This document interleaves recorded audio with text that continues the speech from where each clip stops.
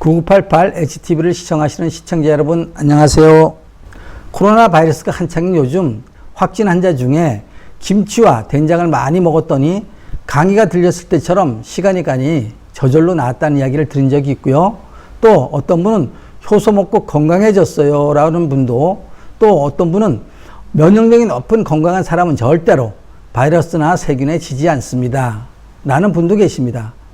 그래서 면역력을 키우려고 발효식품인 효소를 찾는 분들이 계시는데, 효소 알고 먹으면 약이 되지만 모르고 먹으면 독이 됩니다.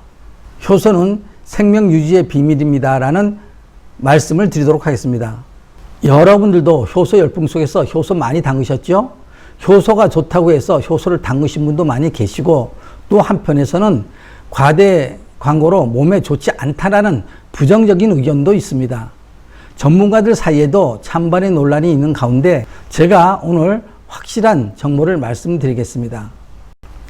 식품의약품안정처에서 효소는 건강식품이 아니고 일반 식품군으로 분류가 되어 식품에 대한 법률만 지키면 누구나 제조 판매할 수 있도록 되어 있습니다. 그래서 효소에 대한 과학적인 측정치가 없어서 이 효소가 얼마만큼 활성이 되는지 검증이 필요한 시점이라고 말할 수가 있습니다. 그러니 효소를 잘 알고 싶으시면 제 방송을 끝까지 시청해 주시기 바랍니다. 그렇다면 효소는 과연 어떤 물질일까요? 효소는 살아있는 생명체에 생명을 유지해주는 아주 기초적인 중요한 물질인데요.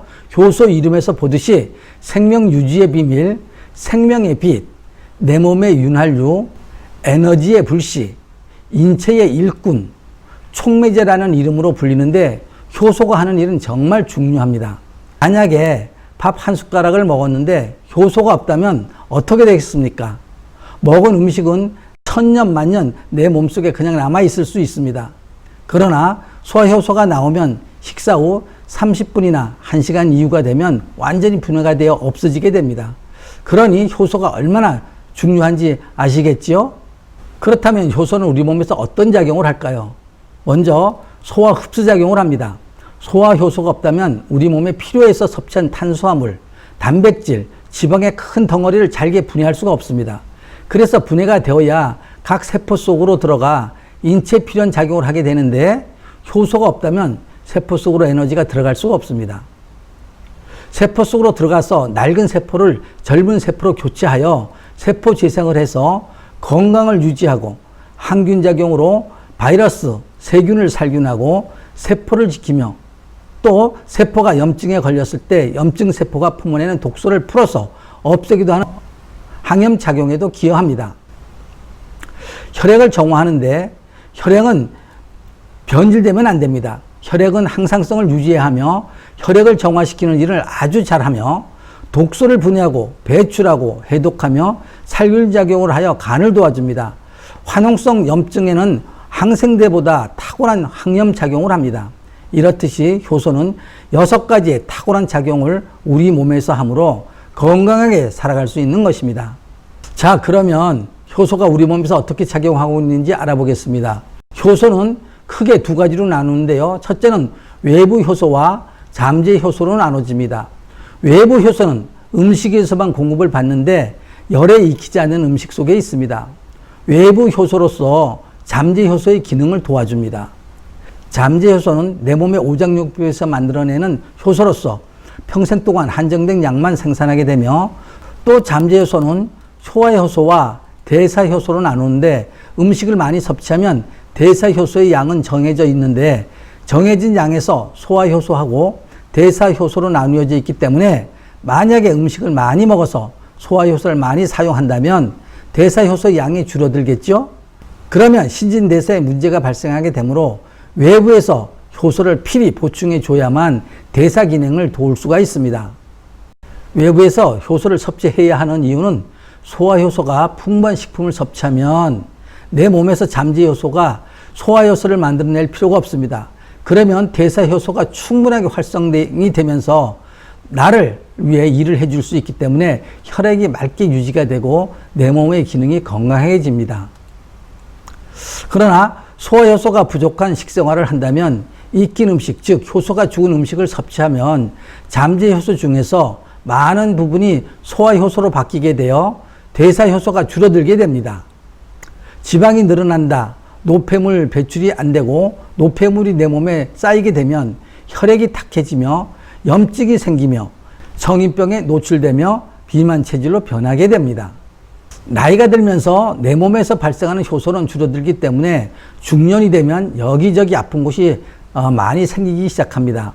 미국 시카고 대학 연구팀이 20대 청년이 침 속에서 아밀라제 효소를 측정해 본 결과 70대 노인의 침보다 아밀라제 효소가 70배나 많았다는 연구 결과가 있습니다. 이것은 무엇을 뜻하는 걸까요?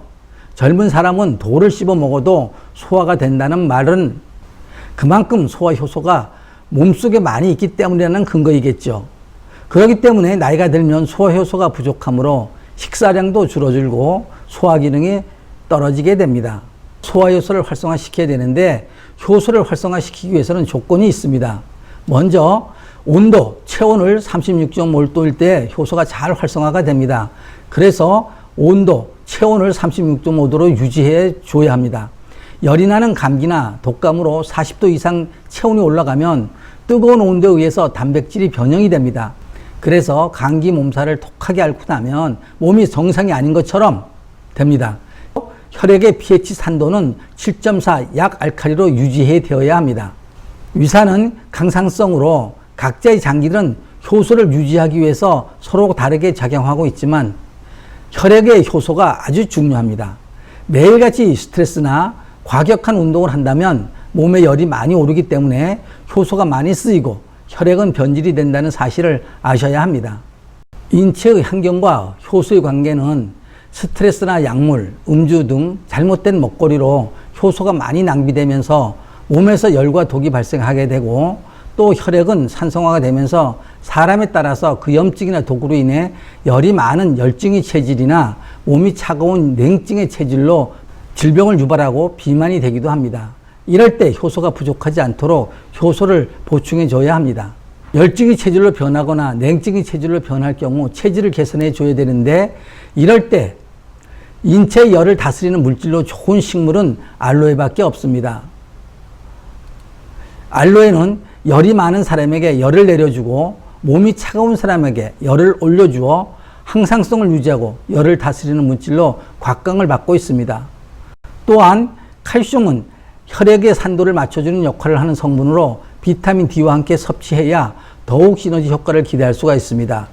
그래서 내 몸의 열과 독소 배출을 원활하게 하려면 혈액의 산도를 약알칼리로 맞춰줘야 합니다. 내 몸의 환경을 효소가 잘 활성화되도록 유지해야 합니다. 그러면 여러분 효모란 이야기도 들으셨죠? 효소를 만들어내는 능력자, 효소를 만들어내는 엄마라고 해서 효모란 이름이 붙었는데요. 효모에 대해서 말씀드리겠습니다. 간에서 천여 가지 효소를 만들어내는 능력자는 효모입니다. 그래서 효모를 먹게 되면 내 몸에서 생겨나는 잠재 효소를 많이 만들어낼 수 있도록 도와줍니다. 그래서 오래전부터 사용해온 미생물인 효모는 곧 발효라는 과정에서 효모는 우리가 먹을 것을 상상만 해도 침이 생기는 것과 같이 효소를 만들어내는 능력자인 것입니다. 효모로 인해 효소가 나와 또 다른 물질로 변하여 많은 영양 성분을 만드는 과정을 발효라고 하며 고기를 먹을 때 발효식품과 함께 먹으면 소화가 더욱 잘 됩니다. 효모 중 뛰어난 맥주 효모는 술을 만들 때 쓰는 효모와 빵을 만들 때 넣는 효모가 있습니다. 맥주 효모는 사람들에게 유익을 주는 효모인데 영양도 풍부하고 효소 활동을 잘 시킵니다. 맥주 효모는 많은 성분들을 가지고 있는데 맥주 효모는 효소를 만들어내며 비타민 B군, 필수 아미노산, 핵산, 베타글루칸, 항산화 미네랄, 클루타치온, 콜린 등 많은 성분을 함유하고 있으며 특히 필수 아미노산에 대해서 이야기하면 우리 몸은 단백질로 구성되어 있기 때문에 단백질을 먹어야 된다면 고기를 먹어야 된다, 달걀을 먹는다, 우유를 먹는다 등의 말씀을 많이 하십니다. 그러나 효모의 단백질을 먹는 것이 아주 중요한 단백질의 공급원이라고 말할 수가 있겠습니다. 다음으로는 MNOI 효모가 있는데요. MNOI 효모는 아미노산 18종과 또 비타민 7종 그리고 유기미네랄, 셀레늄과 아연과 크롬과 같은 종류의 3종을 강화시켜주고 있으며 특히 당뇨 환자는 셀레늄을 먹어줘야 하며 아연이 부족하면 생식기에 문제가 유발하게 됩니다. 이렇게 효모는 생체 이육률이 상승하도록 하며 맛이 우수합니다. 그래서 맥주 효모의 수많은 영양소와 M&I 효모의 영양소를 플러스해서 효본으로 탄생하게 되었습니다. 복합효분작이라는 이름으로 사용되는데 효능으로는 효소를 생성하고 촉진하며 영양 불균형을 개선하고 만성 피로를 회복하며 또 중금속 및 노폐물을 배설하고 장 환경을 개선하여 체질을 개선해 주는데 아주 특별합니다. 그러므로 효소와 효모와 효본의 차이를 반드시 기억하시고 이제는 효소를 드시려면 만드는 수고도 덜고 내 몸에서 정말 생명을 유지하는데 빛의 역할을 할 수 있는 효본을 만들어 드시기 바라며 효본이라는 것을 아시는 것만으로도 건강에 많은 도움이 되신 것입니다. 요점을 다시 정리하면 효소와 효모와 효본에 대해서 말씀드리면 효소는 모든 생명체에 들어있는 물질입니다. 효소는 단백질로 구성되어 있고 효모는 미생물로서 증식을 합니다. 공통적으로는 효소와 효모 모두 열에 약하며 효모는 증식을 하는 미생물로 죽습니다. 그러므로 효본은 영양의 근간이 되는 것입니다. 효소와 효모가 우리 몸에서 얼마나 좋은 일을 하는지 생명의 비밀을 아셨죠? 효소, 효모로 인해 내 몸은 활력을 찾고 항상 에너지가 넘쳐서 건강을 유지합니다. 그러므로 흰 설탕으로 범벅된 효소와는 비교할 수 없는 것을 아시고 정확한 개념이 정립되셔서 가족 모두의 건강을 지켜나가시길 바랍니다. 오늘 효소에 대해서 이야기했습니다. 효소는 생명이며 효소는 열에 약해서 생으로 먹어야 되므로 효소를 만들어내는 효모를 많이 섭취해서 건강한 생활을 하시기 바라며 어떻게 들으셨는지요? 도움이 되셨다면 구독, 시청과 좋아요 그리고 알람을 눌러주시기 바라며 다음 시간에도 좋은 내용으로 찾아뵙겠습니다. 감사합니다.